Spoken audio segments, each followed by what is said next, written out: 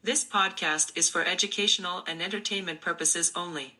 Listener discretion is advised as some cases contain graphic content.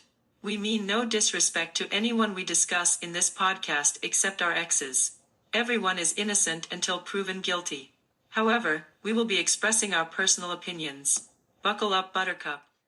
Hey guys, it's Cynthia. And I'm Wes, and this is Love and Luminol, a true crime podcast. Back Yay. again. Yep.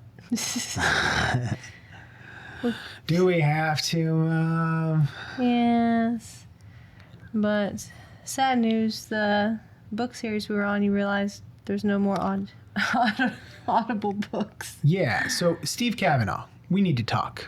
Yes. You have, let's see, what is it? The defense, the plea, The Liar. 13 on audiobook. But The Liar comes before 13 and all the ones after 13. All those are not on Audible. So we need to get that straightened out. We get to, what happened there? I don't know what happened. I don't know how you can go, you do the first two books on Audible, the third one not, but the fourth one yes, and then nothing after that. Unless the fourth one was more popular, maybe. I don't know, but the third one says it got an award, but the fourth one is the one that's on that's on there, but the third isn't. I'm very confused. Anyway, Steve Kavanaugh, work on Audible. Like, contact them and say, why the fuck are your books, not all the rest of them, not on there? Because Wes here wants to go through the whole series. Yeah. But I can't. And he found an audiobook, but it was in German. Yeah. That's the other thing. I can find The Liar on Audible in German, but not in English. What's up? So get on that, because I want to finish the series. I love your books, but I really don't have time to sit and read on a book. I have to do it while I'm driving back and forth to work, and Audible has been amazing on that, but this just throws me off. I'm like, I want to finish this series. You do. Anyway. And I apologize if you hear my voice kind of raspy. We're to go in and out. I'm getting over the flu. So I'm medicated and I'm draining. So it may be hard to hear me at times. I don't think it'll be hard to hear you, but I think it's just going to, she's going to be like, I'm drunk. Yeah. So if I start blurring my words together, sorry. But today, you're like, no, drunk. All right. So what are we doing today? Today, we're going to discuss Joseph Smedley II. Smee? Smedley. Shmee? Have you heard of that name? No, just from Captain Hook. Just from Captain Hook. Shmee? Smee. All right, well. All right. Let's get into this. Here we go.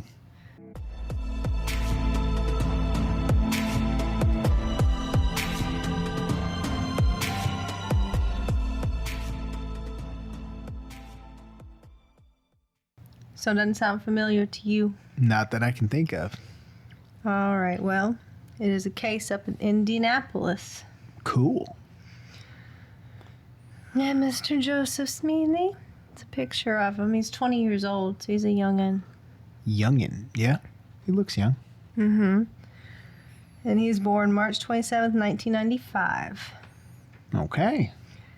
His father was Joseph Smedley. That's why he was Joseph Smedley II. Sorry if it's Smedley. There's one E, but... I'm going to go with Smedley. You go with Smedley? It's one E? Yeah. Okay, so Smedley. His parents got divorced when he was in the 3rd grade, so his parents split. His mother moved to St. Thomas. He became estranged from both parents. Okay. Because they split, his mom kind of went her own direction, and he drifted away from his dad. But in 2012, when he was 16, he became emancipated and moved in with a close friend while finishing high school. So Interesting. He started being on his own young. Yeah, I mean, that doesn't happen too often. No. You gotta have some good reason. Yeah, that's what I'm saying. I would assume. You can't just walk in and be like, hey, I want to do my own thing. I want to be my own I want to be my own guardian. Not young, that'd be tough. Uh-huh. But he graduated from Lawrence Central High School, so he was able to finish high school. Okay. Even though he was emancipated and on his own. And at the time of this crime, he was a sophomore student at Indiana University, so he went to IU. Nice. It's a picture of him at work. I can't tell. Definitely a Where is it? Penn Station? restaurant or fast food chain or something. Yeah, it's a bright blue shirt with the almost looks reddish logo. It looks kind of, the logo's blurred a little bit, though. Yeah. You can't tell what it is. Yeah, but I think it's blurred on purpose, to be honest. probably.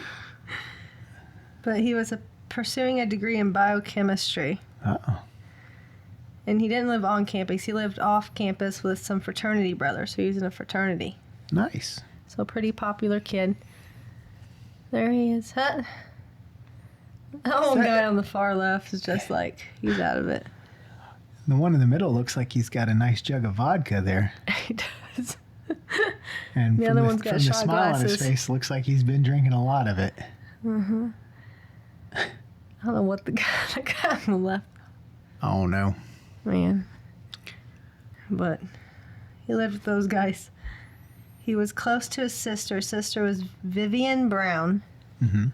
It's a picture of him and her when they were younger. So they had a close relationship. He spoke to her every day. Okay. So that's them hanging out. Oh, wow. Okay. Yeah. They're very close siblings. He loved watching the Boondocks and cooking shows. Some of his favorite things to do. Boondocks. Him and his sister would watch Tom and Jerry together when they were growing up, so it's kind of their thing. His sister reported him missing on September 28th, 2015. Because obviously she talks to him every day, and she's like, I ain't heard from him. Yeah. It's not usual. So she instantly called and reported him missing. He was last seen by his roommates around 11:30 p.m. on September 27th. Okay. So when they asked his roommates, they're like, we saw him last night, 11:30ish. Around 4 a.m. on September 28th, his sister received a troubling message from his phone. So it came from Joseph's phone. Mm-hmm.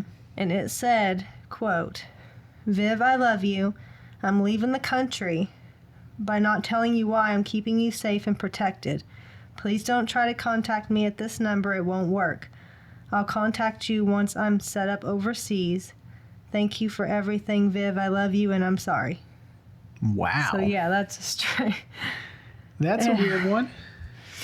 Very weird, but coming straight from his phone and saying, like, I'm out of country. It's kind of weird.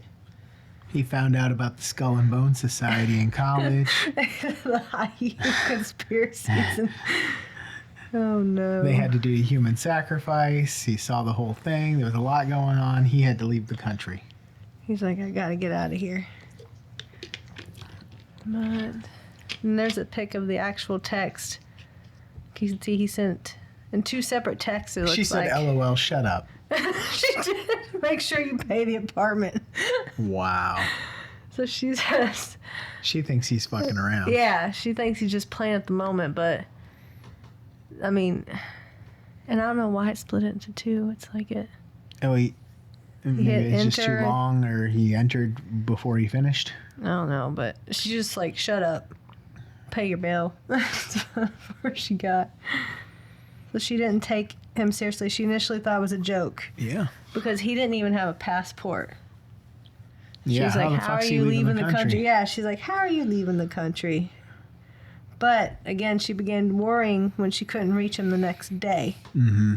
Like it's a daily communication thing. But IU Bloomington police conducted a welfare check and saw that he was not home. So they're like, we checked, he's not there. I just realized something. He sent What? that at 4:15 in the morning, and she replied at like 8:15 in the morning. So that thing came in the middle of the night while she was asleep, and she woke up and went, LOL, shut up. Like, you fucking with me in the middle of the night. She probably thought he's drunk. And then, what is it, like 5-6 minutes later, she's like, make sure you pay the apartment. Wow. That's great. That response is just funny. It is. I'm like, oh, she's like, you're messing with me. 4 a.m. But again, the rising panic briefly ended when police called her to tell her that her brother was in jail. What? Yeah, so obviously panic was rising because the police said he's not home. You know, we don't know where he's at. And then they contact her back and say, well, he's in jail. What the hell? However, it ended up being just a clerical mistake. So that wasn't her brother. That don't sound right. Right, it don't. They're like, he's in jail. And they call her back. No, Never sorry. mind. That was somebody else. We just put his name for some reason. Yeah, that doesn't make sense. But Joseph was declared a missing person on September 29th. And that's the missing post there for him. It blurred all that. You can't read none of that text, but that's the picture and his name across the top. His roommates fully cooperated with the police, so they said, we'll answer whatever questions you need us to answer. Yeah. IU police and other law enforcement agencies completed a search using scent tracking dogs provided by the Putnamville Correctional Facility to case the area around Old Indiana 37, where Joseph might have been, but have found no evidence of his whereabouts. So it traced him down to some street, and then they found no evidence of where he could have been around there. But October 2nd, 2015, a fisherman at Griffey Lake, Indiana, found Joseph's body in the water. Whoa. Yeah, so I don't know. Is Griffey Lake in Indy somewhere? I don't know. I've never heard of Griffey Lake. I haven't either. Putnamville, though, not sure about, you said Putnamville Correctional? Yeah. So Putnamville is coming from Indianapolis back towards Terre Haute. It's in between them. Because I always passed, when I would come in from Terre Haute to Indianapolis, I would always pass the Putnamville exit. Oh. So it's in between. Maybe But it's a lake somewhere out around there. That's what I'm thinking. Okay. Oh, well, if I would have read another line, of course. The lake just east of Old State Road 37. I don't know. I don't know. Still, the name that of it. doesn't solve anything, but Need to see a there's... map. I need a map. But there's the little overpass bridge, the area where they found his body. Man. You can see police closed the bridge down while they pulled his body up. But he was fully clothed with binoculars around his neck. So he had binoculars on. That's weird. The coroner who did his autopsy was Nicole Meyer, and she ruled that Joseph died from drowning and stated that his cause of death was suicide. Yeah, that don't sound right. But he had a backpack on containing 66 pounds of rock. Okay. So he weighed himself down, is what they were saying. Wow. And his sister said there are not that many rocks around the lake and none that look like the rocks he had. Interesting. So she's like, he found these rocks somewhere else and just walked around with them in his backpack. And he weighed between 155 and 160 pounds. So he's a little guy. She tried to collect 66 pounds of rocks herself and could not find enough around the area to do it. For the suicide theory to work, Joseph would have to have walked 45 minutes from his house, load a backpack full of rocks, and then step off a bridge into 5 feet of water. That don't make no sense. Yeah. He was also 5 foot 7 inches tall and could have easily stood on the bottom of the lake because it's 5 foot, so he could have stood up. They found a note, though, on Joseph's bed. Okay. So this is the note they I had to found. leave country. Don't try to contact me via cell. It won't work. We'll contact you once set up overseas. That's the same thing you said in the text. Yeah. Signed it, Smedley. Dated it. But that's... I mean, that's almost word for word what he texted his sister. That's a little odd. Like, it mentioned him leaving the country and all that. And it was signed Smedley. The handwriting didn't match his normal handwriting. So his sister asserted that Joseph didn't, and she also asserted that he hated using his last name.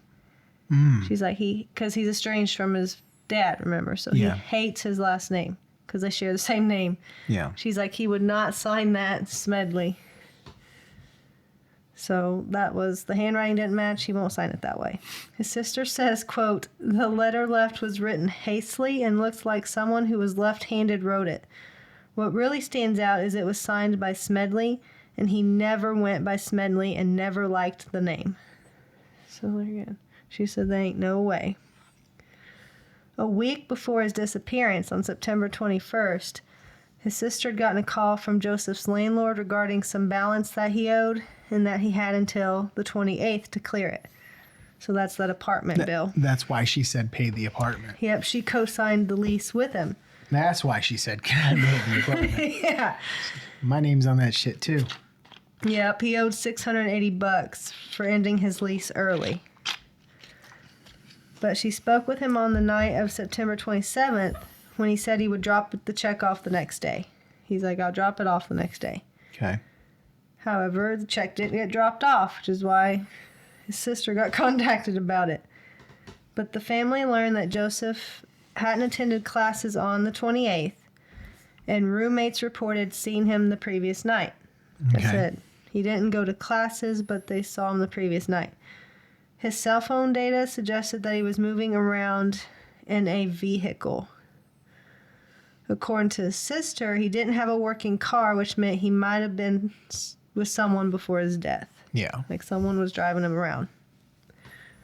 The data also showed only outgoing communication on Joseph's phone between 11 p.m. on the 27th and 4 a.m. on the 28th.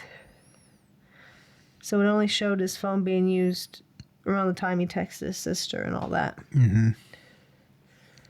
Vivian added, quote, now for you guys that like to use your cell phone, that's a long time to say nothing, quote. Yeah. She's like, someone that's always on their phone, that's a long time for not having nothing. His family felt like it was unlikely that Joseph weighed himself down with rocks to kill himself. Yeah. They're like, that doesn't make sense. The family attorney, Christopher A. Fuller, represents the sister because she's bringing up all this stuff like this. I don't agree with your ruling of suicide. The family had an independent forensic pathologist conduct an autopsy, and their findings were way different. Uh-oh. Yeah, it did not match. He had hemorrhaging on his back, which I assume's a lot of bruising. Somebody beat him. Yep. The doctor leaned towards an accidental or undetermined death. So they're like, you at best you could say an accident or you can't tell at all. Yeah, it definitely wasn't suicide. It wasn't, yeah. Vivian also stated that the authorities refused to share information with the pathologist, causing hindrance to their quest for answers.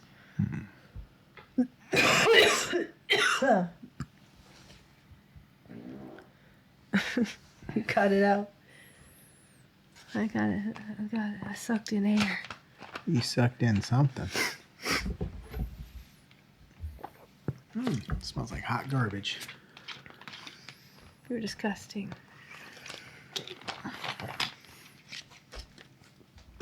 Oh, Genevieve.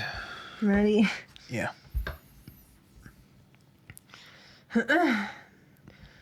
So the original, I guess, pathology report stuff, they weren't sharing with the second autopsy. They're like, we're not sharing our info.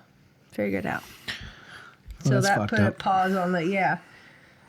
But Vivian said, quote, Joseph was treated like a suicide the moment he was pulled out of the water. Yeah. And that was, she said that was obvious. She also said, quote, we have not filed an affidavit due to the fact that BPD, which I guess is what? Something police department. BPD. I don't know.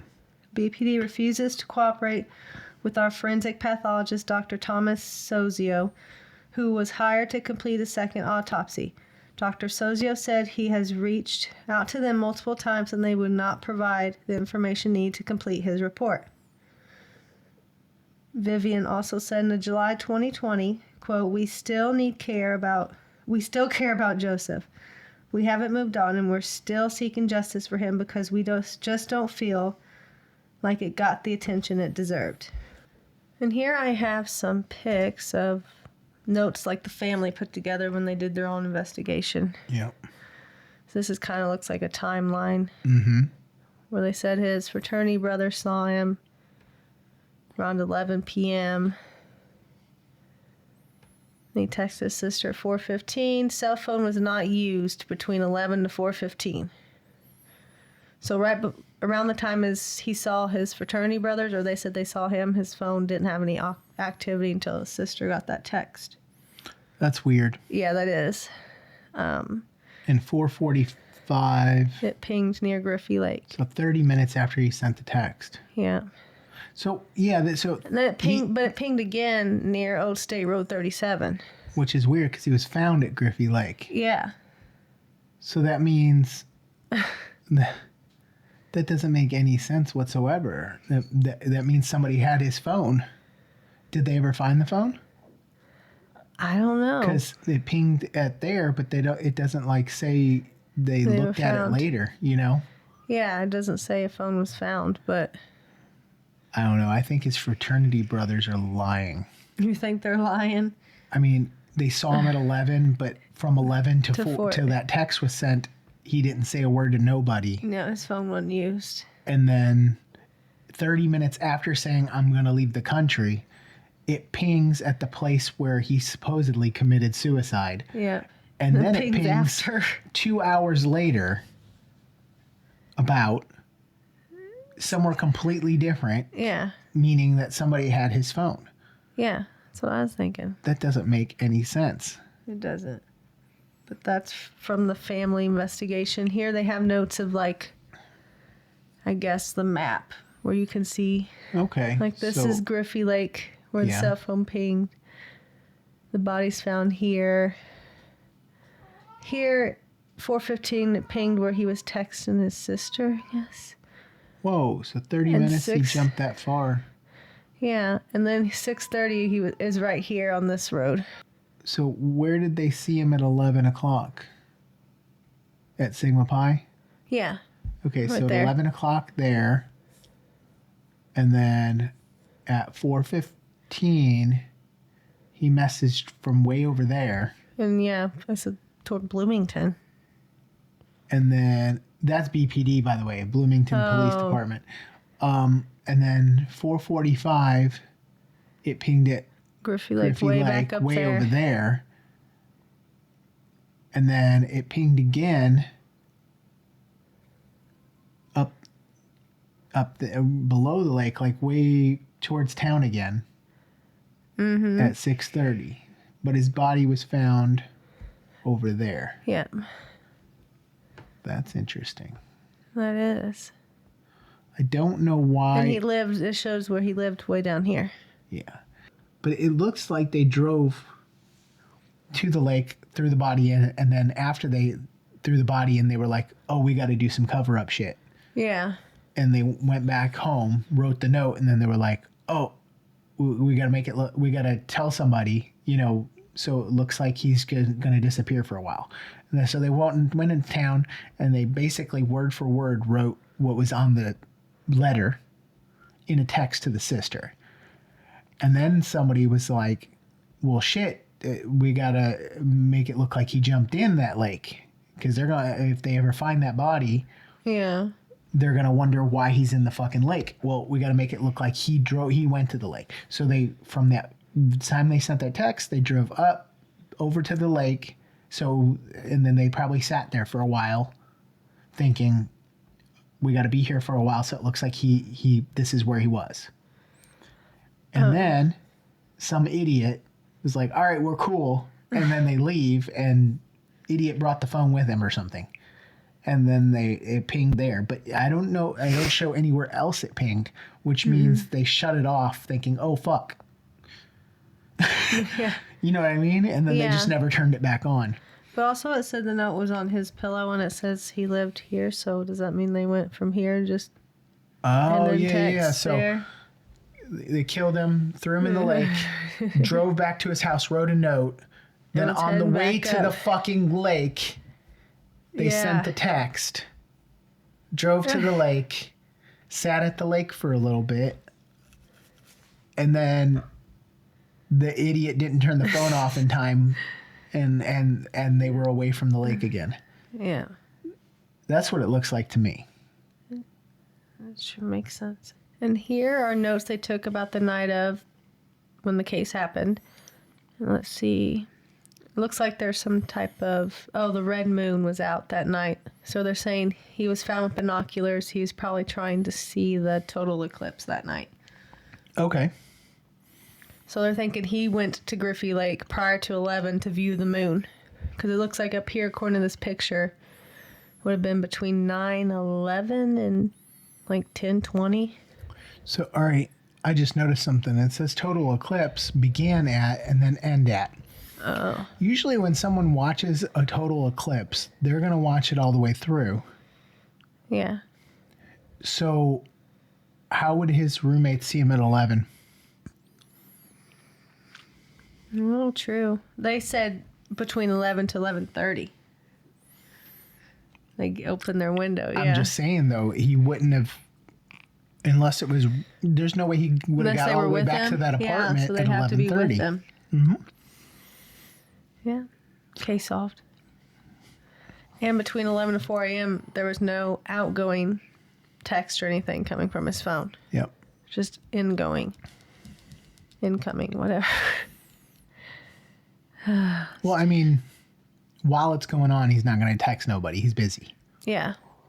So between 10:15 and 11:20, I could see nothing happening. But then all the way till 4 in the morning, well, yeah. I mean, most people would be in bed, but Still. he's up. Maybe he thinks everybody's asleep, so why message or call, talk to nobody? True, I guess. Especially if his friends are with him, he wouldn't have a need to text him because Yeah. he lived with them. That's the issue, I think. I think they were with him because otherwise Yeah. he might have been messaging them. Yeah, saying, hey, I'm on my way back. But, okay. And it says his phone was found at an unknown location later on.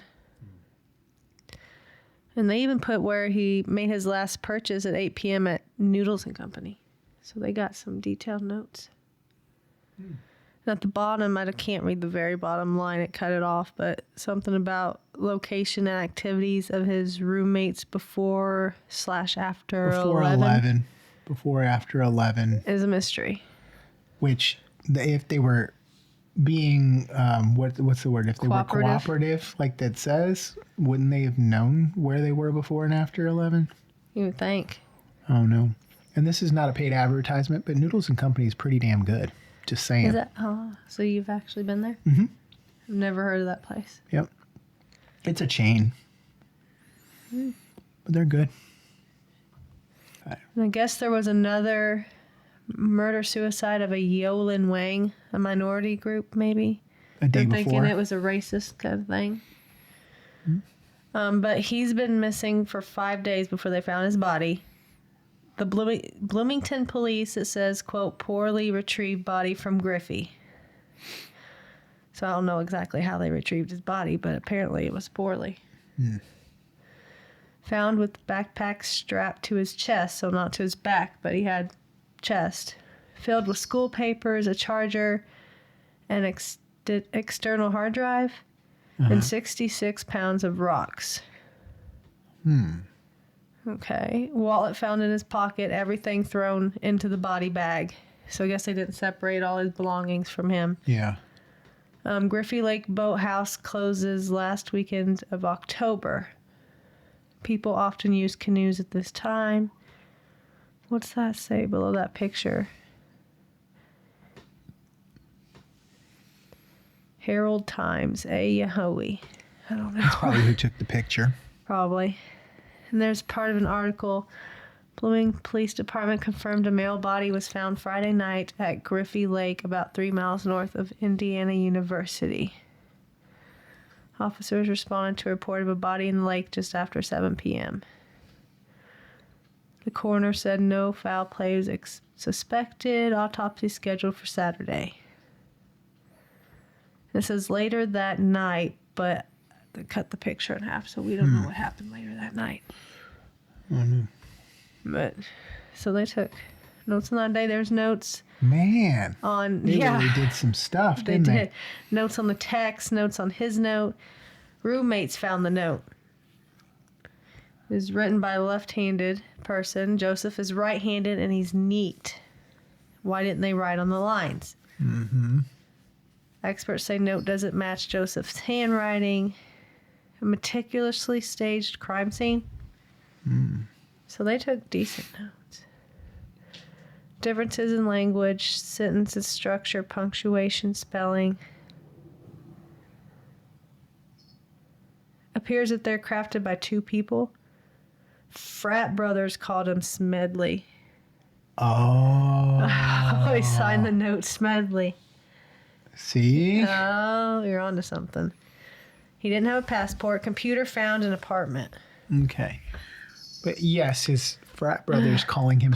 I thought about that earlier as a possibility. Did you? When you said that he didn't like that name. Usually when you're joining a frat, Yeah. they do the, like, they treat you like shit at the beginning, the hazing stuff. And usually they will call you a nickname that is meant to fuck with you. Oh. So it probably stuck that when they probably called him Smedley because he didn't like it, and it probably stuck. And so from that point forward, they knew him as Smedley.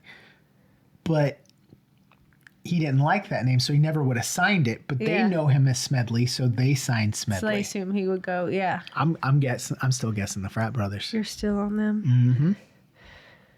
Yeah. See, in here, they I even noticed took most notes. of them were white too. No, they were. I'm just they saying. were. You mentioned a racial thing with Yeah. the Asian student That was killed too, yep. Just saying. They even took notes on his Twitter. And I guess that's his bio. It says, IU undergraduate, biochemistry, pre-farm. If found dead in police custody, it wasn't suicide, and I don't want peaceful protests. Oh, interesting. Yeah, so that's interesting. Back in October, it says the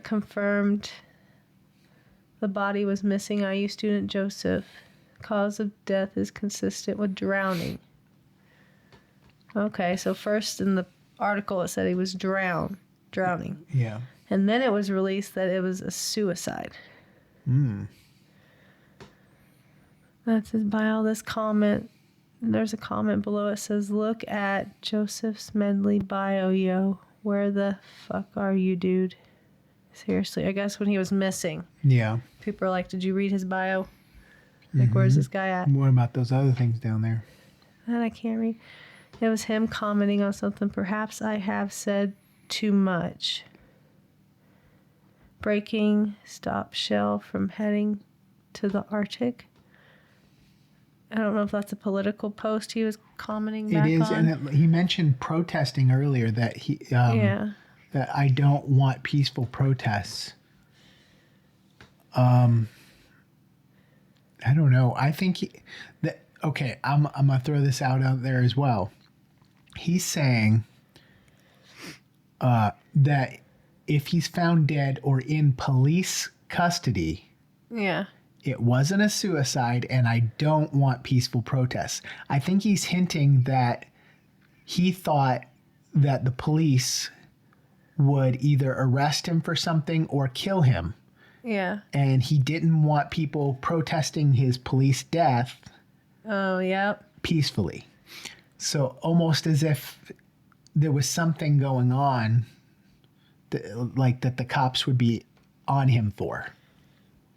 And that picture down in the right-hand corner looks like people protesting something else. It does. I'm trying to read it. And it says still alive when he commented on it, and then it says something about still into frat culture. So there's, it looks like there's something there. I think it's way more than that lot. Looks like I think he might have shared some frat stuff. It looks like some protests or something down there. Yeah, the anti-Greek protesters. Yeah. So, I don't know. But it seems like he thought he was going to be a target, a police target. Yeah.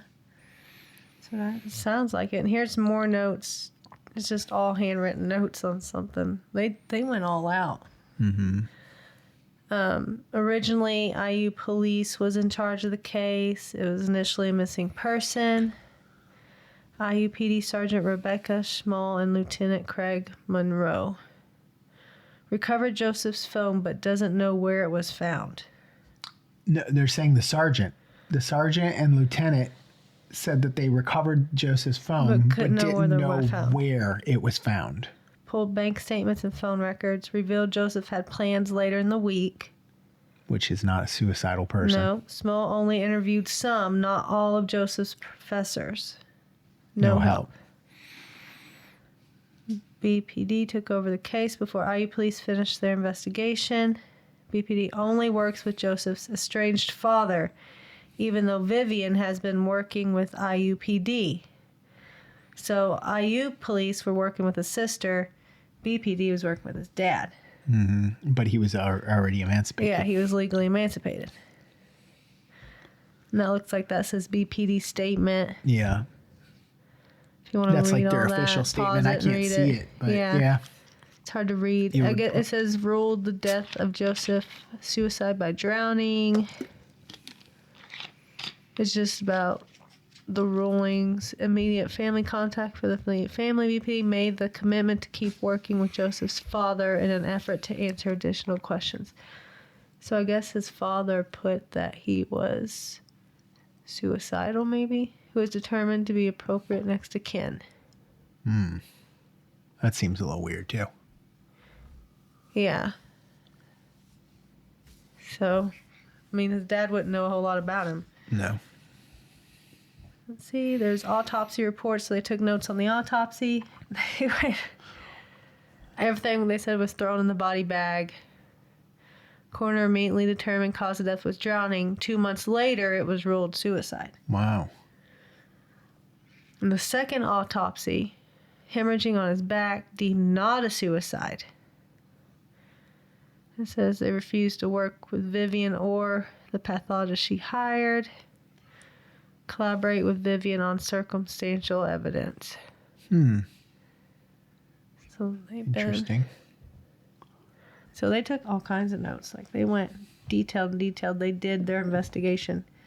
Yeah. But as of July 2020, over 82,000 people have signed a petition online to reopen the death investigation of Joseph. The family pushed for the investigation to be reopened with a petition calling for the same, having more than 100,000 signatures. And this is a screenshot of one petition. You can see the very top, Vivian Smedley signed. Yeah. But this says 120,728 signed at the time of this screenshot. So I don't know how much now, but...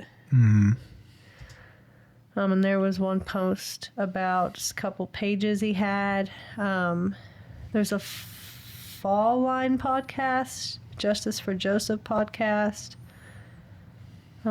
Just a flyer about that kind of stuff. And something happened November 15th. It says mark your calendars for November 15th. Maybe they were going to do some kind of walk something. Or protest or something that date. Possibly. His sister created an Instagram account, Justice for Joseph. That's that first one, at Justice for Joseph. Yep. I can't say that. That's the page she made, and that's a picture of her with Joseph. There's an episode on the case called Still a Mystery on Investigation Discovery. That's the wallpaper for that episode, episode 3. But a black man, Vox Booker, was almost lynched at Lake Monroe in Bloomington over the 4th of July weekend. So that weekend, that year, there was another black man almost lynched at around Bloomington. Interesting. And there was a little candle vigil they had for Joseph.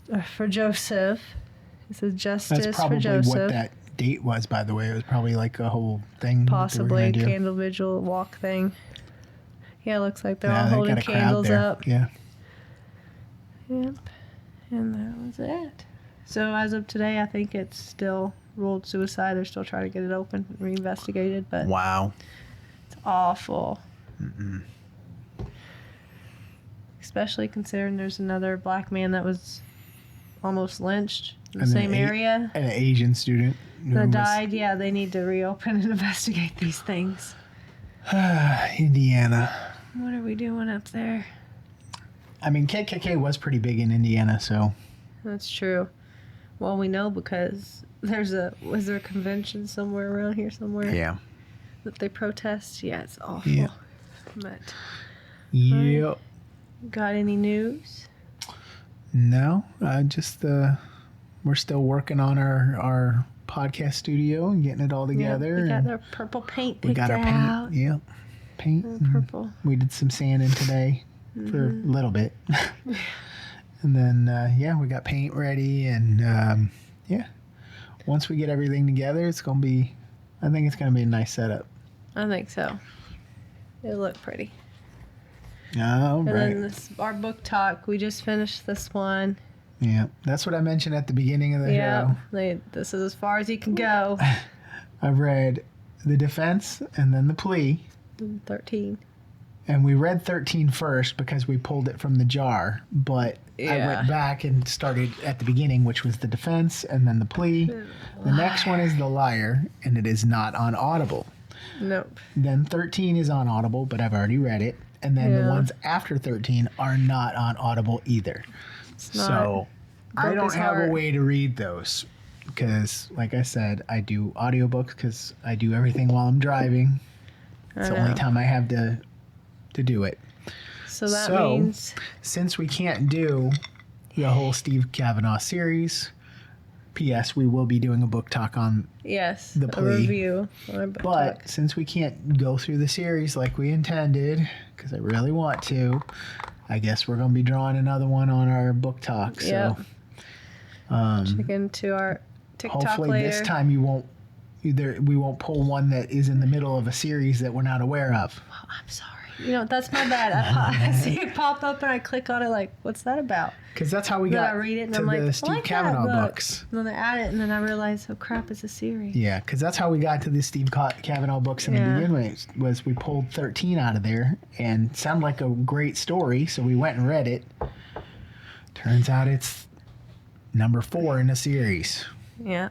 And I hate, speaking of series, I hate to tell it to you, but when Hexed comes out, it's cutting in line in this jar stuff. What's Hexed? From our Never After series. Oh, Hooked yeah. and all that. The Little Mermaid one's coming out sometime. More smut books. It's going to cut the line. It's going to be next in line when it's released, just like the Fourth Wing book will be.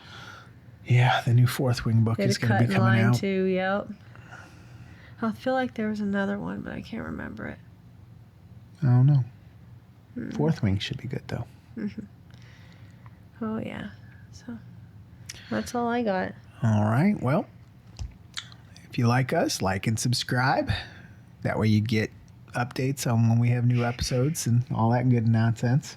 Oh, my goodness. Oh, no. Our website is loveandluminol.com. There you can have access to all of our audio and video links. So if you want to find us on the service you use, you can find us there. There's also a contact form. So if you want to send us a message or give us an update on a case or anything like that, feel free to do so there. We are also on social media everywhere except for X. If you want to know how to find us, it's at Love and Luminol. Those links are also on the website. So, and you can always message us on social media accounts as well. We do check those. Hi, Patches. We do. Join us, Patches. Patches decided to jump in again. She likes being on the show. She does. Meow. She's like, they trained me to high five for my snacks. That's why she's so fat. But anyway, that's all I got. Anything else? All right. Well, we'll see you next time. See ya. Bye.